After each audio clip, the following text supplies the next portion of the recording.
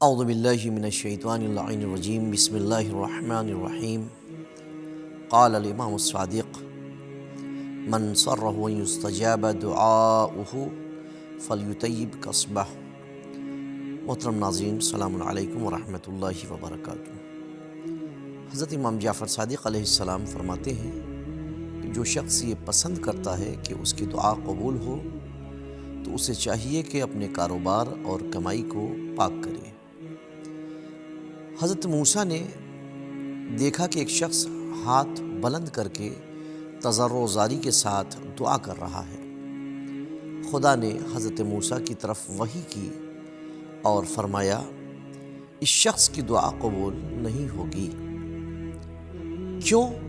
جناب موسیٰ نے سوال کیا، پروردگارا کیوں اس کی دعا قبول نہیں ہوگی؟ یہ تو تضرع و زاری کر رہا ہے، یہ تو رو رہا ہے، گڑگڑا رہا ہے تیری بارگاہ میں، کتنی گریہ و زاری کے ساتھ تیری بارگاہ میں دعا کر رہا ہے، پھر آخر کیا سبب ہے کہ اس کی دعا مستجاب نہیں ہوگی؟ تو اللہ نے جواب دیا کیونکہ اس کے پیٹ میں حرام ہے، یعنی اس نے حرام کا مال کھایا ہوا ہے، اور جو لباس پہنا ہوا ہے وہ بھی حرام ہے، اور اس کے گھر میں بھی حرام مال ہے، اس وجہ سے اس کی دعا مستجاب نہیں ہوگی۔ آپ نے غور کیا کہ کیا کہا پروردگار عالم نے جناب موسیٰ سے؟ حرام کھانے سے، حرام پہننے سے، حرام رکھنے سے دعا مستجاب نہیں ہوتی ہے۔ لوگوں کی شکایت ہوتی ہے کہ ہماری دعا کیوں قبول نہیں ہوتی۔ انہیں اپنی طرف متوجہ ہونا چاہیے، غور کرنا چاہیے، دیکھنا چاہیے کہ آخر کیا سبب ہے کہ دعا مستجاب کیوں نہیں ہو رہی۔ کہیں ایسا تو نہیں کہ کوئی غلطی، کوئی کمی ہماری طرف سے ہو رہی ہو، کوئی کوتاہی ہماری طرف سے ہو رہی ہو۔ پیغمبر اکرم صلی اللہ علیہ وآلہ وسلم فرماتے ہیں کہ اگر تم چاہتے ہو کہ تمہاری دعا قبول ہو تو اپنی غذا کو پاکیزہ کرو اور اپنے پیٹ میں حرام نہ جانے دو۔ یقیناً حرام سے جب ہم پرہیز کریں گے تو ہماری دعا بھی مستجاب ہوگی، اور کوئی اچھی بات اگر ہم سنیں گے تو وہ بھی ہمارے اندر اثر انداز ہوگی۔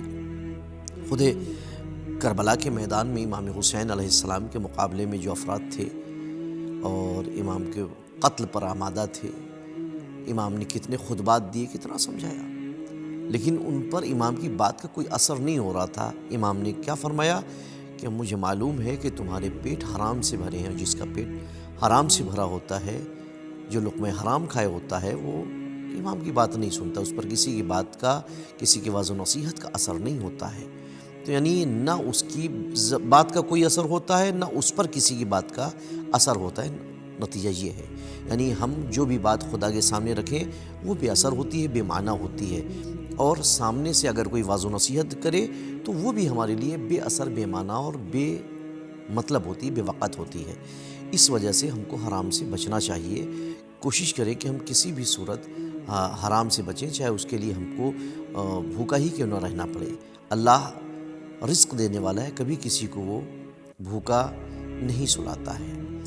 اور اس کے علاوہ بھی بہت سارے واقعات و احادیث موجود ہیں کہ جس میں لوگ مال حرام سے بچتے ہیں تو کس طریقے سے کامیاب ہوتے ہیں، اور جو مال حرام میں غرق ہو جاتا ہے تو کس طرح سے برباد ہوتا ہے۔ تمام چیزیں آپ سنتے رہتے ہیں۔ تو بہرحال پیغمبر کی حدیث کہ اگر تم چاہتے ہو کہ تمہاری دعا قبول ہو تو اپنی غذا کو پاکیزہ کرو اور اپنے پیٹ میں حرام نہ جانے دو۔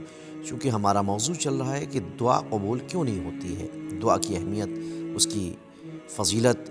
تو دعا قبول نہ ہونے کے جو اسباب ہیں اس میں سے ایک سبب مال حرام ہے، چاہے وہ پہنے ہوں، چاہے وہ کھا رہے ہوں، چاہے رکھے ہوں۔ انشاءاللہ کل اس کے آگے گفتگو ہوگی۔